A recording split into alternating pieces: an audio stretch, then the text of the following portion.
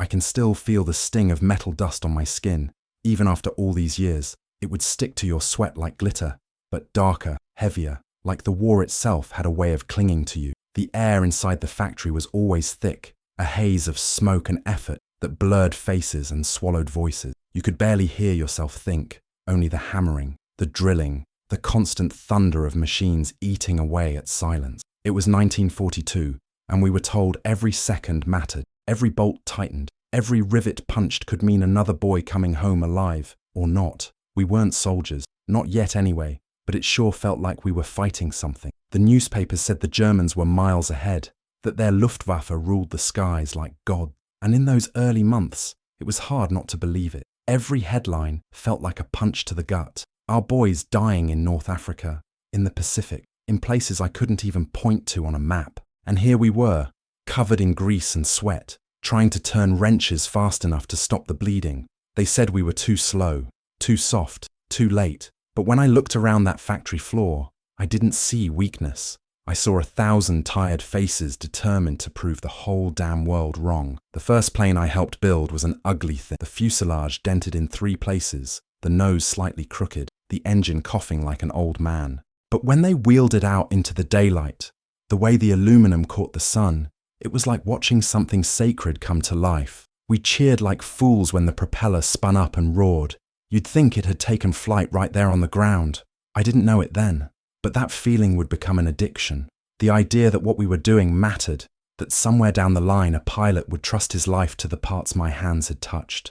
That thought kept me from falling apart when exhaustion set in. The hours blurred into each other. Morning, night, it didn't matter. We worked until our legs trembled and our eyes burned. Some men passed out at their stations. Others just kept going because stopping felt worse. It felt like quitting, and no one wanted to be the one who quit. I remember this one woman, Betty, who worked 2 benches over from her husband had gone missing after the fall of Bataan. Every day she showed up before sunrise, her hair tied back, hands steady, never saying much, but she never missed a shift. Once I caught her looking at the sky through one of the half-finished wings, just staring at the light coming through the metal ribs. She whispered something I couldn't hear, maybe a prayer, maybe a name. I realized then that every plane we built carried someone's ghost inside it. Every piece of steel, every spark that flew across the floor, it was all soaked with hope and loss.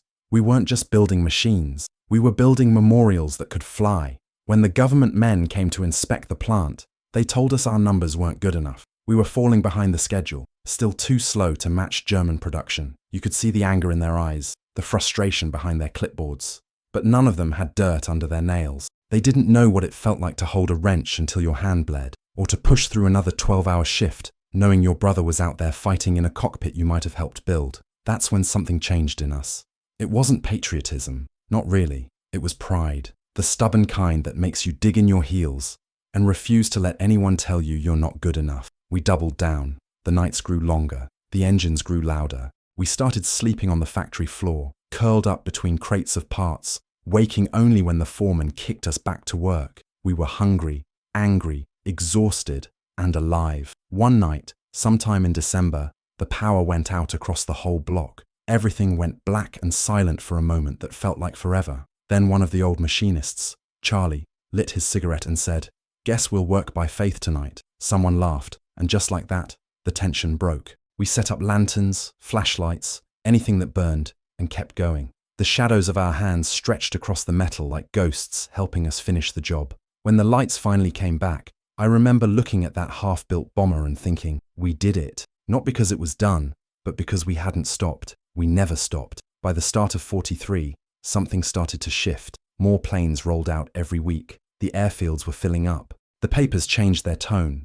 Now they said we were unstoppable. But I still remembered those early days, when all we had was noise, sweat, and doubt. It's easy to cheer when victory's in sight. It's harder when all you can see is smoke and broken steel. We learned to believe before anyone else did. Maybe that's what made the difference in the end. Sometimes, late at night, I still hear the echo of those factory sounds in my head. The clang of hammers, the hiss of steam, the buzz of life being built piece by piece. It's funny how something that once felt like punishment now feels like memory trying to remind me who we were. We weren't heroes.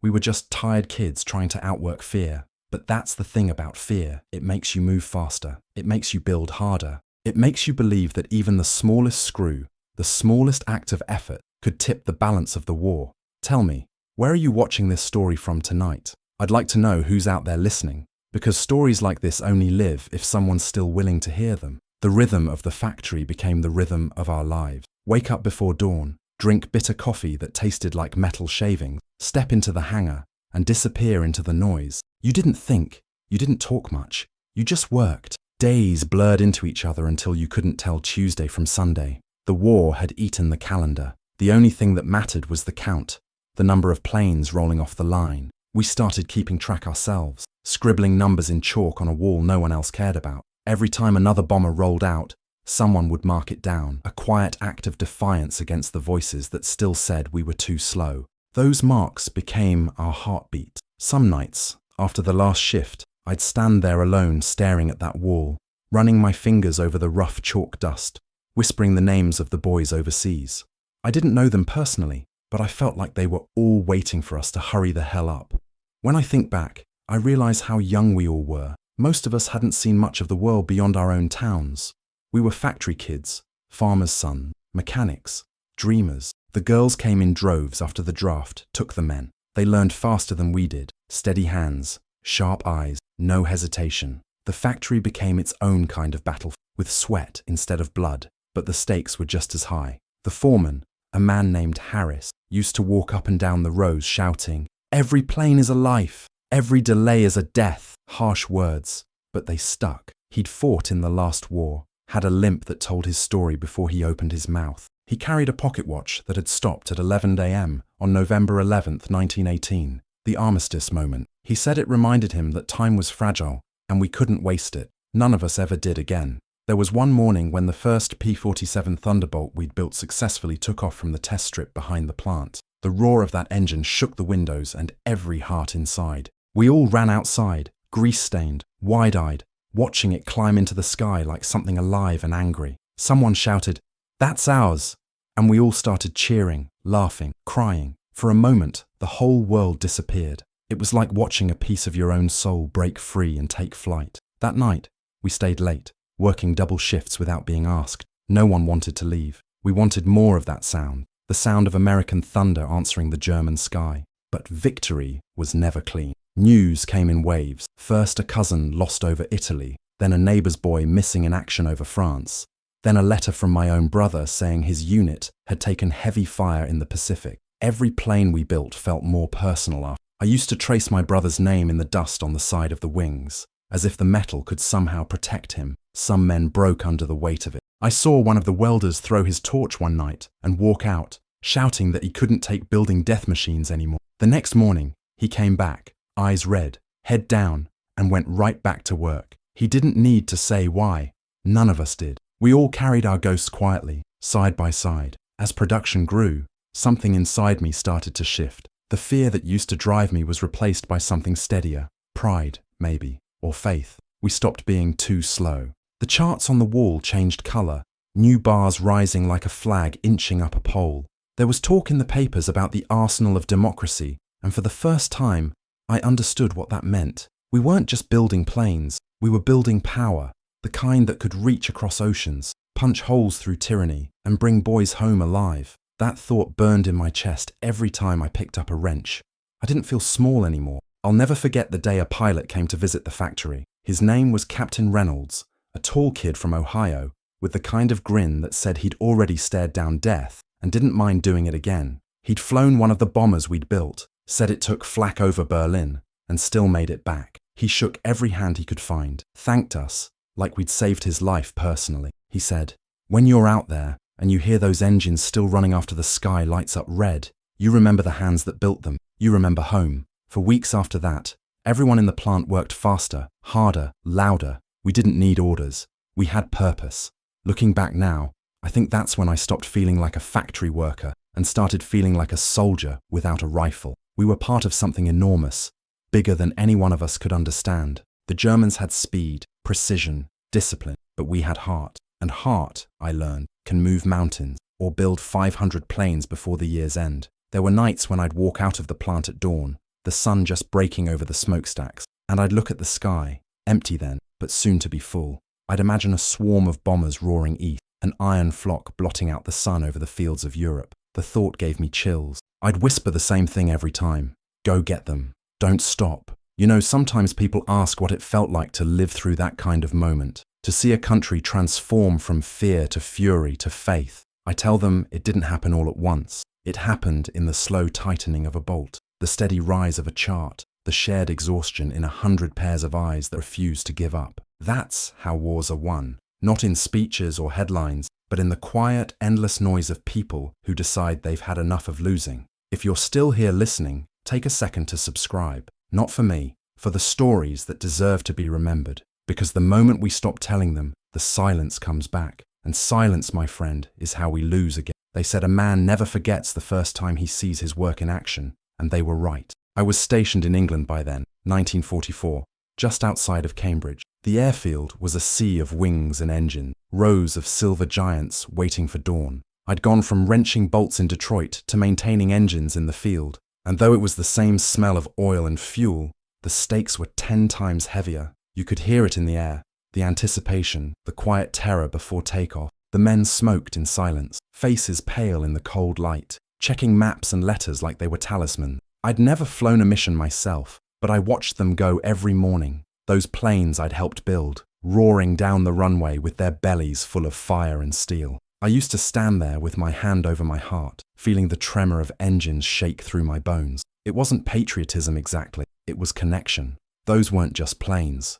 They were extensions of us, of everything we'd poured into them. One morning, the fog was so thick, it looked like the world was holding its breath. We could barely see the ends of the runways, just the faint glow of the signal lights blinking through the mist. The first bombers taxied into position, and I caught myself whispering under my breath, like a prayer. When the order came, they moved, massive and graceful, rising into the white like ghosts, breaking free from the earth. I stood there until the last one disappeared, the sky swallowing them whole. I didn't know then that half of them wouldn't come back. That's the kind of thing you learn the hard way, through silence, because when the first wave returns, it's never all of them, and the space they leave behind feels colder than any winter wind.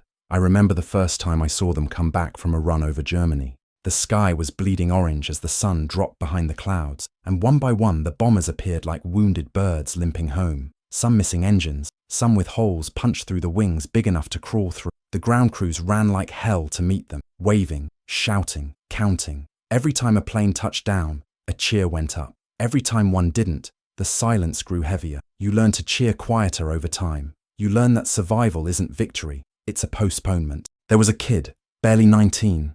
Name was Miller.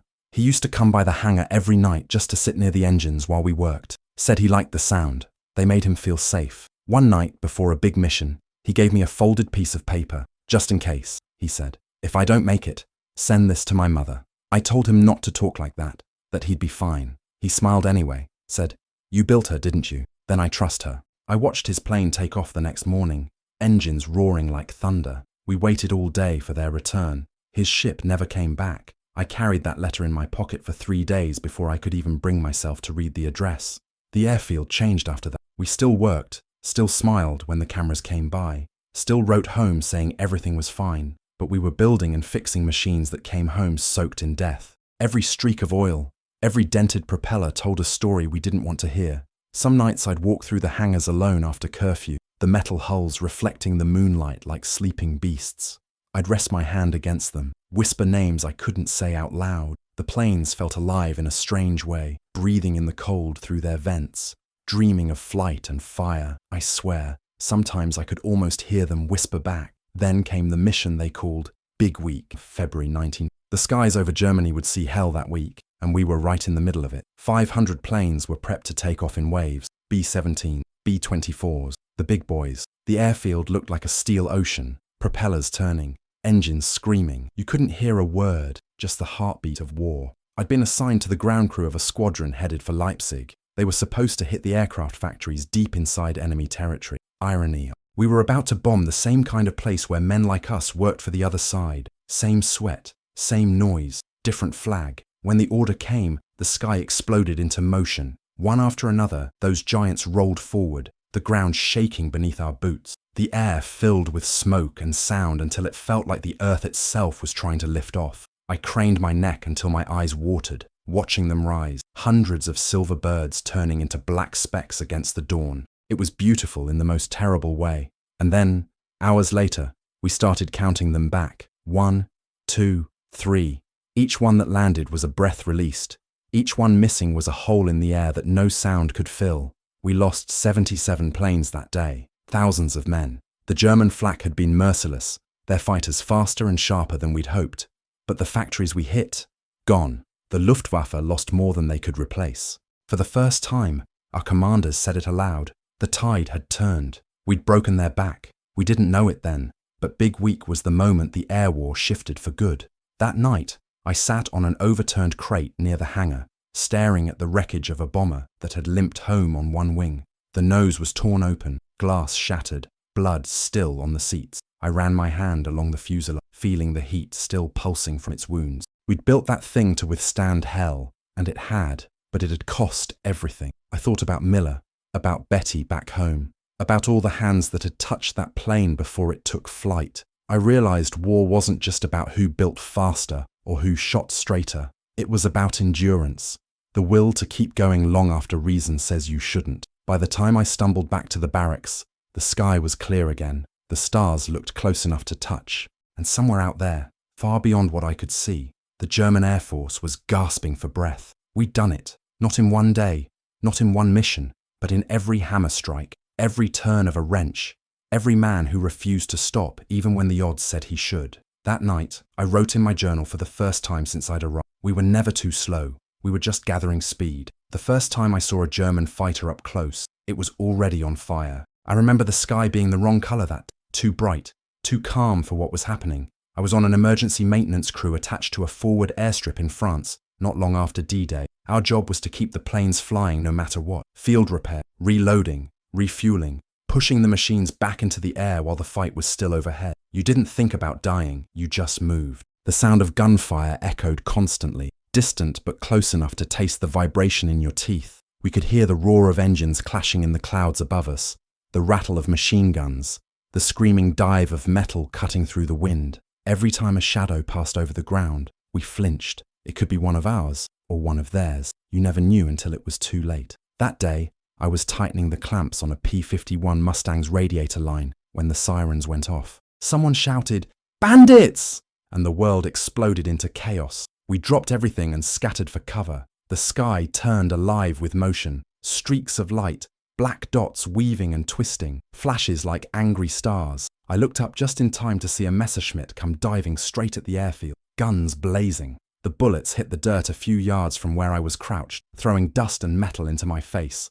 The pilot's goggles glinted as he passed, just a blur of glass and fury. Then, in the blink of an eye, one of our Mustangs caught him from above, raking his fuselage with gunfire. The German's engine burst into flame, trailing black smoke as he spun out and slammed into a field beyond the hangar. The explosion shook the ground. Pieces rained down for what felt like minutes. I remember standing there, frozen, heart pounding, my hands still clutching the wrench like it was a weapon. That was the first time I saw what our work did up close. The destruction, the terror, the price of all that production. After that, there was no going back to the quiet factory floor. War had a sound that got inside you, a rhythm you couldn't unhear. The airfield was a living thing, roaring, breathing, bleeding. We worked in shifts that never ended, because there was no such thing as rest. Planes came in torn to pieces, smoke pouring from the wings, oil leaking into the mud. We patched them, cleaned them, sent them back up. I used to joke that our planes had 9 lives, but the truth is, every time they came home, part of them stayed up there in the sky. The smell of burning fuel, hot metal and death, it stuck to your skin. No amount of soap could wash it off. One night, after a particularly brutal day of bombing runs, we lost 3 planes from our squadron. One of them came limping back with only one wheel down, the other shredded by flak. The pilot managed to land it half sideways, sparks flying as the wings scraped the ground. We ran to help him out, but when we opened the cockpit, he was gone, hit mid-air, dead before the plane even touched down. His hands were still gripping the controls. I remember standing there in the dark, staring at that still face and thinking, this is what victory. It's not glory, it's not flags or speech, it's silence, and a man who'll never go home. Later, during another sortie, I was assigned to ride along as a flight mechanic on a supply drop. It wasn't supposed to be dangerous, just a short run over newly liberated territory, but the sky had other plans. We were halfway through when the warning came. Enemy fighters inbound. The pilot's voice crackled through the intercom, calm but sharp. Hold on. Then everything turned to fire. Tracers sliced past the windows, rattling like angry bees. The plane jerked, alarms screaming. I saw one of our escort fighters take a direct hit and disintegrate mid-air. The sound was so loud it didn't even register as sound anymore, just a vibration that filled your chest and made your bones feel hollow. We dove hard, banking through smoke and cloud. I remember seeing flashes of silver and black twisting above us, men's lives ending in seconds. Then, as quickly as it began, it was over. The sky cleared, the radio went quiet, and somehow we were still flying. When we landed, my legs gave out before I hit the ground. The pilot came around, patted my shoulder and said, "You did good, kid." I wasn't sure what he meant. I hadn't done anything, but maybe surviving was enough. That night, I sat by the runway and watched the flames from the wrecked planes in the distance. I thought about the German pilot I'd seen burn, the young mechanic who'd died at his post, the friends who'd vanished into the sky, and for the first time, I didn't feel anger. I felt sorrow for all of them, because we were the same, boys born too close to history's fire. When news came that the German Air Force was collapsing, that our planes now owned the skies, there was no celebration, no cheers, no music, just relief, the kind that feels like grief wearing a different coat. We'd done what they said was impossible. We'd built faster, fought harder, endured longer. But the cost of that triumph was written on every face I saw in those final months. Eyes too old for their years, hands that trembled when the engines stopped. The Luftwaffe had been crushed, yes, but so had we, in ways no one could see. I remember the day they told us the war in Europe was ending. The hangar went quiet. No engines running, no orders shouted, just silence. Someone started humming a hymn, soft and broken. Others joined in. I stood there, surrounded by the same men and women who had once been told we were too slow, too soft, too late. And I thought we did it anyway. We weren't heroes. We were survivors, builders, witnesses. And maybe that's enough. Sometimes, when I close my eyes, I can still see that sky, full of smoke and sunlight, alive with the sound of freedom being born in violence. It's a strange kind of beauty, the kind that stays with you, whether you want it to or not. And I wonder, have you ever fought your own battle like that? One where you gave everything, every ounce of strength, every piece of your soul, and still weren't sure it would be enough? If you have, tell me below. Just comment, "I kept going, even when I couldn't anymore." Maybe your fight was different, but the courage feels the same. When the war ended, it didn't feel like victory. Not at first. The news came in waves. Germany had surrendered. Hitler was dead. The boys were coming home. There were parades in the streets, confetti, brass bands, photographs of smiling faces holding flags. But on the airfield, there was only silence, the kind of silence that doesn't comfort, it haunts. Planes that had been roaring daily now sat in perfect rows. Engines cold, wings collecting dust under a summer sun that suddenly felt too bright. We walked among them like ghosts, men who'd forgotten how to breathe without the rhythm of propellers. For years, the noise had been our heartbeat. Now, with it gone, the quiet felt like death all over it. I remember sitting alone in the hangar the night after the announcement. The others had gone off to drink, to celebrate, to try to remember what joy was supposed to feel like. But I couldn't bring myself to join them. I sat beside a Mustang, the paint chipped, the metal scarred from 100 missions, and I thought of every name, every face I'd watched fade away. Miller, Betty's husband, the pilot who never made it off the runway, the German kid in the burning Messerschmitt. Their faces drifted through my mind like smoke. We'd won the war, yes, but I couldn't stop asking myself at what cost.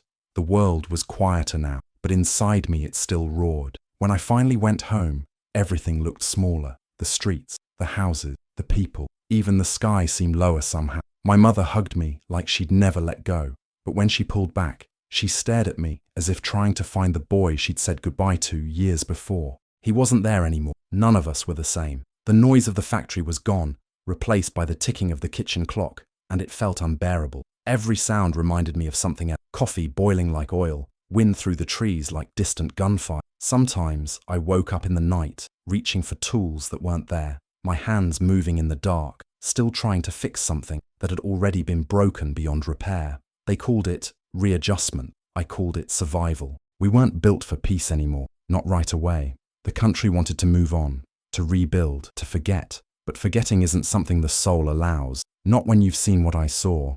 The newspapers were filled with talk of the American century, of prosperity, of victory. But in my head, I kept seeing empty seats at dinner table, kept hearing the hum of an engine that would never start again. For months, I couldn't bring myself to go near an airplane. The sight of them made my chest tighten. Then one day, out of nowhere, I saw a young mechanic walking into a small airfield outside town. He was about my age when the war started, bright-eyed, curious, full of that restless kind of energy that makes you believe the world still holds something for you. I followed him inside. The hangar smelled the same: oil, metal, dust, that old, heavy perfume of purpose. He was working on a crop duster, his hands quick and sure. I watched him for a while, silent, until he looked up and asked if I was lost. I said no, that I used to work on planes. He grinned and said, "Once you start, you never really stop, huh?" I laughed for the first time in years. He was right. The war had ended, but the part of me that built hope from metal, that part still lived. I started volunteering at that small airfield, fixing engines, teaching kids the things I'd learned under fire. They didn't understand the weight behind my words, and I didn't want them to. They didn't need to know about the smell of burning oil or the silence after a crash. They just needed to believe that flight was freedom, and in their hands, it could be again.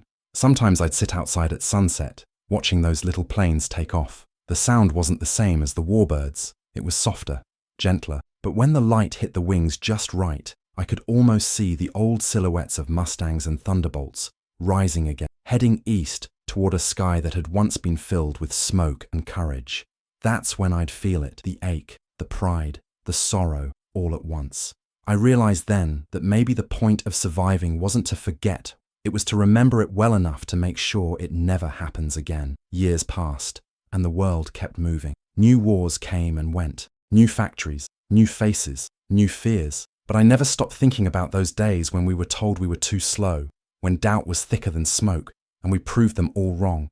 Every generation has its own fight, I suppose. Ours was built from steel and sweat. Theirs might be different, but the heart is the same. I still keep that photograph of my cousin on my desk, the one his mother sent me during the war. The edges are worn now, the colors faded, but his smile is still the same. Bright, fearless, alive. Sometimes I talk to him, tell him what the world looks like now, tell him that the planes still fly, that the sky he died for still holds them up. Maybe that's foolish. But after you've lived through all that, you learn that faith and foolishness often look the same. And when people ask me what I remember most, it's not the battles, not the fear, not even the noise. It's the feeling of standing under a vast open sky, hearing the distant roar of engines, and knowing that somewhere in that thunder, we'd built something good, something that outlasted us. There's something no one tells you about surviving a war. It doesn't end when the shooting stops. It stays inside you, buried deep, waiting for quiet nights to climb back out. Years after I came home, I still woke to the sound of engines in my dreams. Sometimes they were flying, sometimes they were falling. I'd sit up in bed, heart pounding, the room dark and silent, and it would take a moment to remember where I was. The war had ended, but it had left echoes behind, inside the walls, inside my bones. I tried to bury it under work, under routine, under the polite smiles of a man pretending to be whole, but it always found its way back, like the hum of a machine that never truly shuts off. I got married a few years after returning. Her name was Claire. She was patient, kind, the kind of woman who could turn a room into a home just by being in it. I loved her, but I was distant in ways I didn't understand. She'd ask where my mind went when I stared out the window too long, and I'd just shake my head. How do you explain to someone that part of you is still standing on a runway in France, waiting for planes that never come back? She tried her best to pull me into the present, but I lived halfway between two worlds, one made of noise, one made of silence. When our first child was born, I held her tiny hands and thought of all the hands I'd seen covered in oil and blood, hands that would never hold anything again. I swore I'd never let my daughter see that kind of world. And for her, I tried to be better. But some nights, when the house was still, I'd go out to the porch, light a cigarette, and watch the sky. The stars looked like tracer fire frozen in time, beautiful, terrible, familiar. The world moved on faster than I could. Factories changed, planes changed, even the meaning of war changed. But grief doesn't obey progress. It lingers like the taste of smoke, long after the fire's out. I went back to Detroit years after the factory had been converted to build cars again. The smell was gone, replaced by something sterile, too clean. I walked through the old hangar, ran my fingers over the walls that had once been covered in grime and sweat and noise. I could almost hear it, the pounding of hammers, the rhythm of men and women working in unison, the birth of 1,000 wings. There was something holy about that chaos. It was where I'd learned what purpose felt like, and standing there in the quiet, I realized I'd been chasing that thing ever since. Not the war, not the fight, just the certainty that what I did mattered. Peace doesn't offer that kind of clarity. It's softer, quieter, but it leaves room for questions that never end. I kept in touch with a few of the old crew over the years, letters mostly. Some of them made it home whole, others didn't. Betty wrote me once after the war, said she'd remarried, started a family, but every time she heard the sound of a plane overhead, she'd stop and look up, just for a moment. Old habits, she wrote. I knew what she meant. You never really stop looking up. You never stop waiting for the sound of engines. Even when the war is decades gone, some part of you still listens. As I got older, I found myself talking to ghosts more than people. Sometimes at night, I'd go out to the small field behind the house and sit in the grass, just listening to the wind move through the trees. It sounded almost like the rush of air over wings.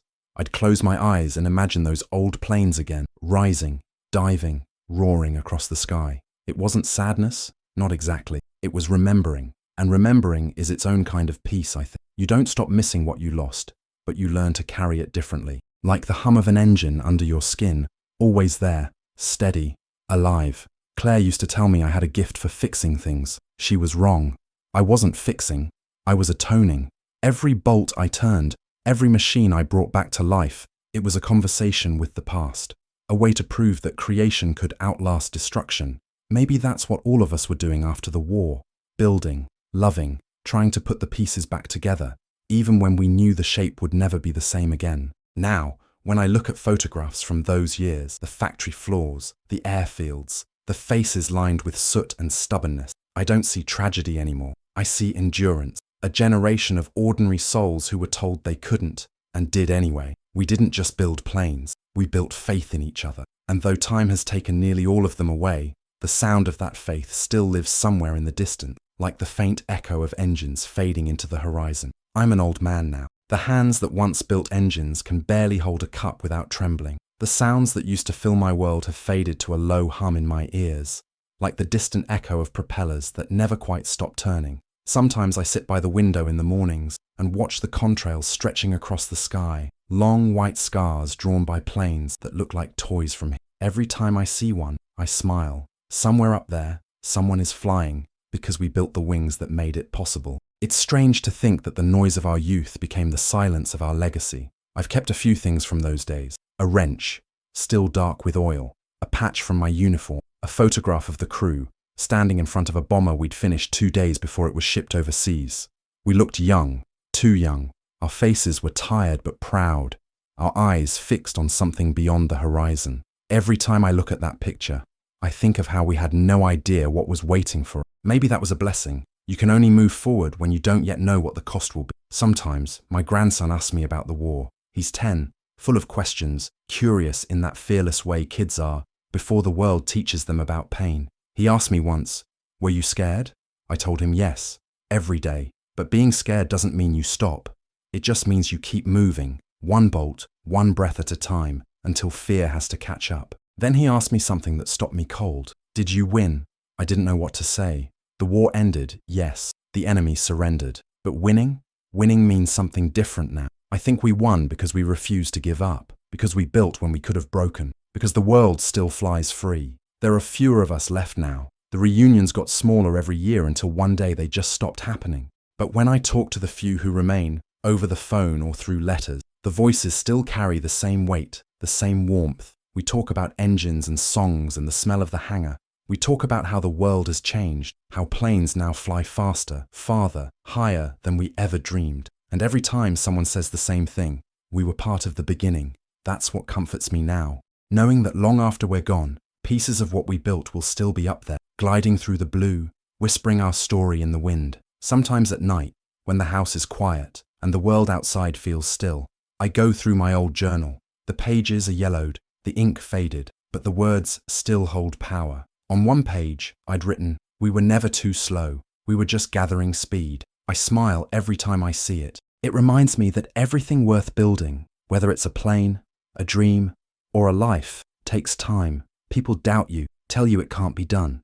But if you keep your hands steady and your heart stubborn, you'll surprise them all. If there's one thing I've learned after all these years, it's that courage doesn't always roar. Sometimes it just whispers, keep going, through fear, through loss, through the long stretch of time that tries to make you forget who you were. We weren't heroes, but we did something that mattered. And in a world that forgets so easily, maybe that's the greatest victory of all. So if you're listening to this, if you've made it this far, thank you. These memories live only when someone remembers them, when someone listens and feels something stir in their chest. If this story made you pause, even for a second, to think about what we built and what it cost, then it's worth it. Leave a like, subscribe, share it with someone who still believes in effort, in sacrifice, in hope that doesn't quit, because those are the things that keep the world flying, even long after the engines go quiet.